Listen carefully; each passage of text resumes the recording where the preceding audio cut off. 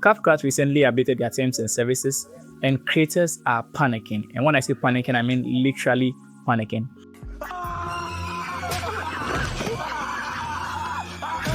Why? Because we feel like our works or our edits or our videos or our creations are at risk of being used without our permissions.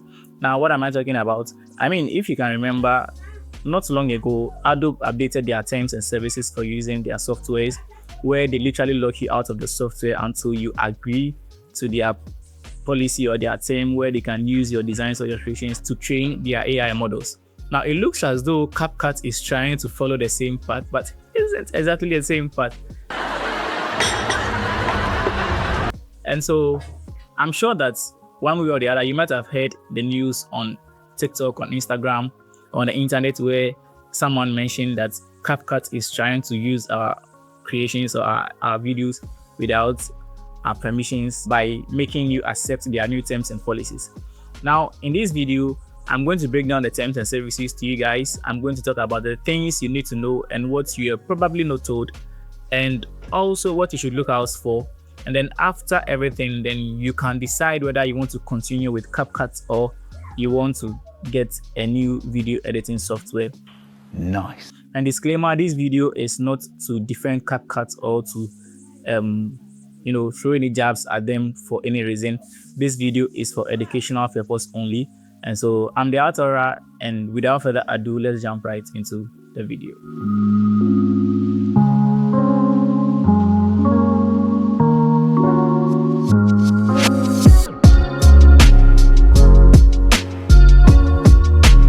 So I'm going to start with what is currently trending, that CapCut now has legal rights to use our edits or our videos. So far as to use their software, they have the legal right to use your videos or your projects from their software for their own personal projects or advertisements and whatever that they want to use it for. And I mean, you have nothing to do about that, right? And one thing I also heard is that in a case where CapCut should use your video, let's say you were editing a video, right? And then you used a copywritten sound in your video, or maybe video of a celebrity or something, and then CapCut decides to use that video as an advert or to publicize it, and there is any copyright infringement, something or law or something against it, it doesn't go directly to CapCut, it comes to you, the creator, which I feel like it is not entirely fair. And so, like I said, we are going to dive right into everything, the terms and services, whether all these claims are true or not, and what you need to know. Now, before we continue, I need to make you guys understand something, that this particular section of the terms and services where CapCut says that they have legal rights over your content or your videos or your projects or whatever it is not something that is entirely new to the creator system or the creator economy, right?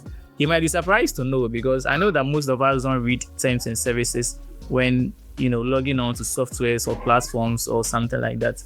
But most of the social media platforms that we use today actually have these terms and services. This particular term and service where they tell you that they own your content, and then they have the legal right to use it or repurpose it and for personal gains or personal purposes or whatever. And you'll be surprised to know that even Instagram, YouTube has all of those terms and services. Now let me read some of them to you. Now this is from YouTube. YouTube says, by providing content to the service, you grant to YouTube a worldwide non-exclusive royalty-free, transferable, sub-licensable license to use that content, including reproduce, redistribute, modify, display, and perform it for the purpose of operating, promoting, and improving the service. That is from YouTube. And then those of you use Canva, by publishing any designs or content containing user content using the service, you expressly grant and represent and warrants that you have all rights necessary to grant to Canva a multi-use, sub-licensable, transferable, perpetual, irrevocable, non-exclusive worldwide license to use, reproduce, modify, publish, list information regarding, edit, translate, distribute, syndicate, publicly perform, publicly display, and make derivative works of all such user media or technology, It's a long thing, but basically the same idea. Instagram says, we do not claim ownership of your content, but you grant us a license to use it. And it goes on. Facebook says, specifically when you share, post, or upload content that is covered by intellectual property rights on or in connection with our products, you grant us you grant us a non-exclusive, transferable, sub-licensable, royalty-free, and worldwide license to host, use, distribute, modify, run, copy, publicly perform or display, translate, and create derivative works of your content. Spotify has the same thing. We have Twitch, you have Adobe Premiere Pro. You retain ownership of all your content. However, you grant Adobe a limited license to host, store, and transmit your content as necessary to provide the cloud services. You have Streamlabs, you have StreamYard, and all of that. So one thing is established. This particular term and service where you are giving the platform or the company that provides the tool to you providing them the right to use, repurpose your content for their own use is not something new. Now let's go to what CapCut also had to say in their term and service. Now it says, except as expressly provided otherwise in these terms, you or the owner of your user content still own the copyright and any other intellectual property rights in user content submitted to us. But by submitting user content via the services, you acknowledge and agree that you allow us to upload such content to our server and hereby grant us and our affiliates, agents, service providers, partners, and other connected third party an unconditional, irrevocable, non-exclusive, royalty-free, fully transferable into bracket, including sub-licensable, perpetual worldwide license to use, modify, adapt, reproduce, make derivative works of display, publish, transmit, distribute, and or store your user content for providing the services for you. So after everything, you'll notice that at the end they included that for providing the services for you. So ideally, they need this permission from you or this right to your content to be able to provide suitable services to you as a CapCut user. Now it goes on to read that you further grant us and our affiliates, agents, services, providers, partners, and other connected third parties a royalty-free, fully transferable, worldwide license to use your username, image, likeness to identify you as the source of any of your user content, including for use in sponsored content. So from the last part, you'll notice that they mentioned that in a case where they are going to use your content in any sponsored something or in an advert or something, they are not just going to use it without your permission. They are also going to credit you, that is your name, your username, and your image for using your content. And this is one thing that I think I've seen Adobe use before. Adobe has done that before. Yeah. Yes. So basically, what are they trying to say? They are trying to tell you that as much as you are giving them rights to use your content, you are not giving out your content to them. Now there is a catch to this, right? CapCut can only use your content only and only if your content or your projects are synced with their cloud, with their cloud storage. Now this is what I mean. This sentence clearly limits the license to only the content that is submitted via the services, which is meaning CapCut's online or cloud services, not just local editing, and then uploaded to their services, not stored locally on your phone, computer, or tablet. What does this all mean? It means that you still own your content, but CapCut, which is ByteDance, but CapCut gains extensive rights to use and repurpose your content. Now, these rights are perpetual, global, royalty-free, sub-licensable, and what. And the language applies only to online or submitted content. So this term or service only applies to content that are uploaded to their cloud services or if you edit online or using their cloud services. So if you are someone like me who mostly, I don't remember the last time I used their cloud services, but if you are someone like me who most times edits offline, you have nothing to worry about.